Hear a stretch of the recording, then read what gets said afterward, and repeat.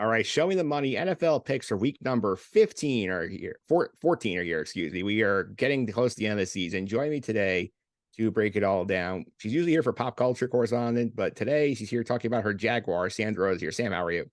Great. I literally can't believe it's week 14. It feels like the season just started. I know I was sitting here today. I was thinking about it like, man, like I just remember when the Bills kicked off the opener, like on September. Now we're really a couple weeks away from Christmas. Yeah, I literally feels like it's coming to like the final wire. It's coming to the Jets Jags game on the 22nd. So it's like so soon.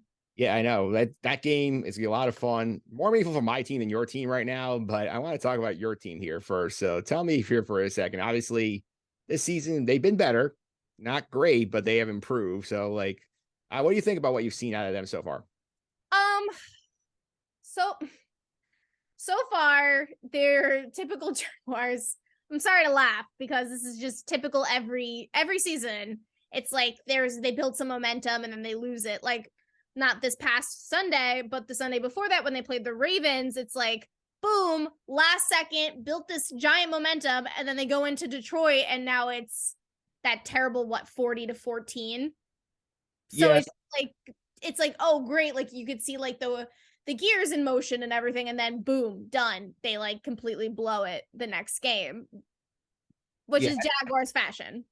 yeah. I had a feeling about that game. I mean, we'll talk about it a bit. I did love the Lions in that game because I know like they had the big win over Jazz. We talked about it off the air, like, oh, this is fun, great stat, like first most historic win in France. They go on the road as a favorite, and then all of a sudden you're tuning in on Sunday at 1 o'clock. You're sitting there is going, and they're like buried pretty early. Yeah, I mean, I don't know why they were favorited to win, to be honest with you, because I wouldn't even have bet like with the Jaguars winning. So I mean that's just maybe I'm a pessimist, but that's just that's just my opinion. I think you're a realist. You sort of sense like, okay, like let's show me you earn that status. Yeah, exactly. All right. So obviously, I mean, right now we are talking. They are 4-7. They are they are heading to Tennessee this week, but like I feel like they still have some time this season trying to make some things happen. What do you hope to see out in the last couple of weeks? Um, personally, this is gonna come as an attack to you, but I don't mean it that way. I just really want them to win at MetLife on the 22nd, prime time, just by like a Hail Mary that they win. But against Tennessee, they don't normally play super, super well in Tennessee. Like, yes, they've had, I think, like one or two upsets. Listen, it's hard to catch a Jaguars game literally in New York, but but I don't think they're gonna win this week. But maybe things will get into motion and hopefully a week after and they'll end the season out strong. Who knows? We don't know about football. Who knows if they're gonna make the postseason? Yeah, there's a lot of time left for things to happen here, but I will say in terms of this week's game, I think you're right, unfortunately, because Tennessee got smoked in Philly on Sunday, and then they're coming home. They're going to be pissed off. Not a pretty spot for the Jaguars to be in. No, and then they're their biggest rivals, so they're gonna have that extra momentum to beat Jacksonville. So it's like even more fuel to the fire. Yeah, that's for sure here. Let's get to the picks, which is the reason why you are here this week. I was joined in week number 13 by a good friend of my team on my softball team, Joey Castellano. We did some picks, so I'm going to share the screen so you can see what we came up with last week. Joey went 2-1 the week. He had his Vikings laying 3 against my Jets. They won that game. He had the Falcons laying a point against the Steelers at home. They lost that game. You had the Raiders laying a point against the Chargers. They won the game outright. So good job by them. 2-1 for him. So on the season, 18, 20, and 1. So Joey had a good week. Yeah, that's great. Yeah. I also went 2-1 last week. As I mentioned earlier, I took the Lions getting a point against the Jaguars. They won running away. I took the Giants getting 2.5. Since they tied, they covered the number. I did get that one. I lost in the Seahawks. I can't believe the Seahawks only won by 4 against the Rams. Yeah, that was an interesting game. Yeah, it certainly was. 2-1 on the year of 16 and 23. So not good for me this year. I'm trying to get the ship back together. It's not that bad either. I probably would have guessed nothing. We'll see how my picks go next week when everybody can make fun. Yeah, let's get to those picks now. So let's start out here as the guest. You can go first. Where are you going to pick number 1? All right, I'd say Eagles -6.5. I honestly think that the two teams are going to go in opposite directions. So that's just my guess. I had a hard time picking this week just because of busy work. But that's my first pick. Yeah, well, be fair. We are recording on Monday, so it's not entirely your fault. We had to do this fit in schedule wise first. A couple of reasons we'll get to later on here, but I do like this pick. I do think the Eagles are playing very well. The Giants, that's a killer the way they like that game slipped away, didn't get the tie. Let's see a little bit of a hangover here this week. That's because the Eagles are fired up. Yeah. All right, where are you going to the next one? I'm going to do 49ers minus 3.5.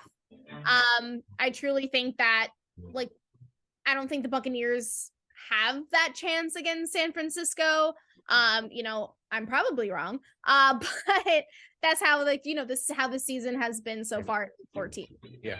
Yeah, I mean, Tampa's not been that good either. The 49ers really did lose Jimmy G for the season yesterday, the broken foot, but the guy that put in Brock Purdy looked pretty good. Yeah, I mean, so far. I mean, we'll see how he holds up this week. Yeah, I mean, they're home. They got a defense. They got Christian McCaffrey. I think they can find a way to win this game. I hope so, unless I'm going to go for 0 for 3. All right. So you give your third pick. Where are you going with that one? Great. Third one, I'm going to do Rams +6 against Las Vegas. I don't think the Raiders are as good of a team as Rams.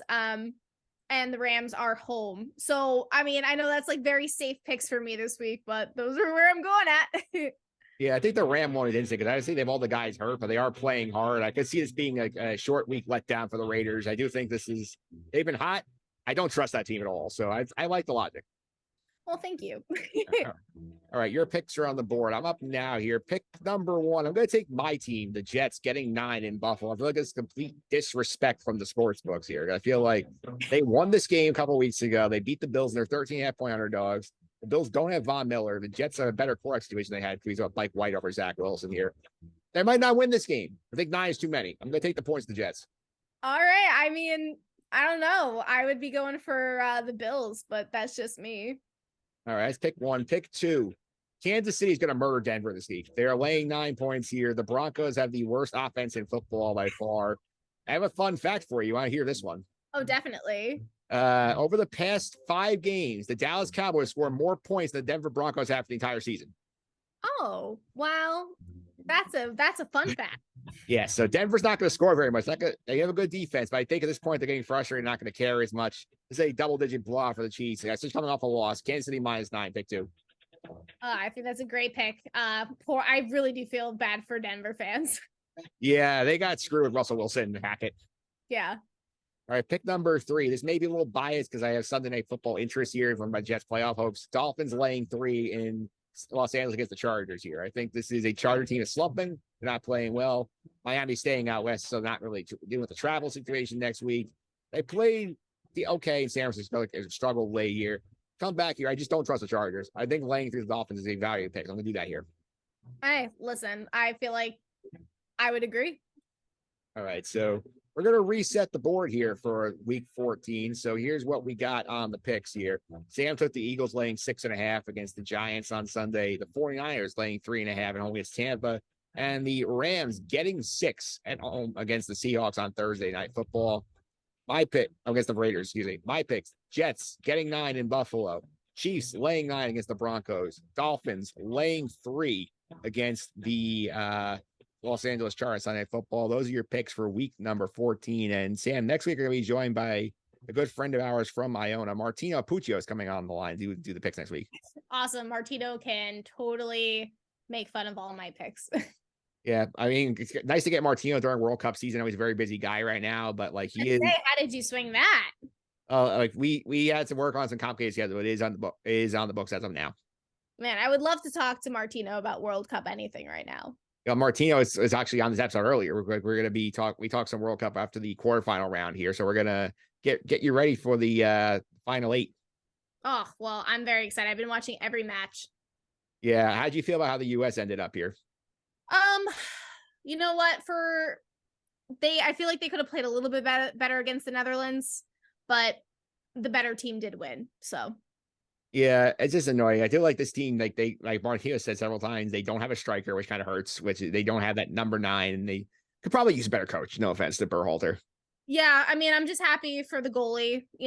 Being a MAC alum as well. Having him be on the worst, top 10 plays. Yeah. on ESPN. My dad likes to mention that he's in that clip, and I said nobody's watching you. Yeah. But I think for what they did, they didn't make it last World Cup. They made it on through I don't know. I'm just really happy for them, And they're especially Tyler Adams. He's a Roy C. Ketchum alum, so he's from Dutchess County. So some New York pride. Yep, and we are hosting in 26. That's gonna be a lot of fun when the World Cup comes here. And fun fact about that clip: did you see John Stanko's story about this clip? Yes. Oh my God. Yeah. Stanko saying he almost ruined this guy's career.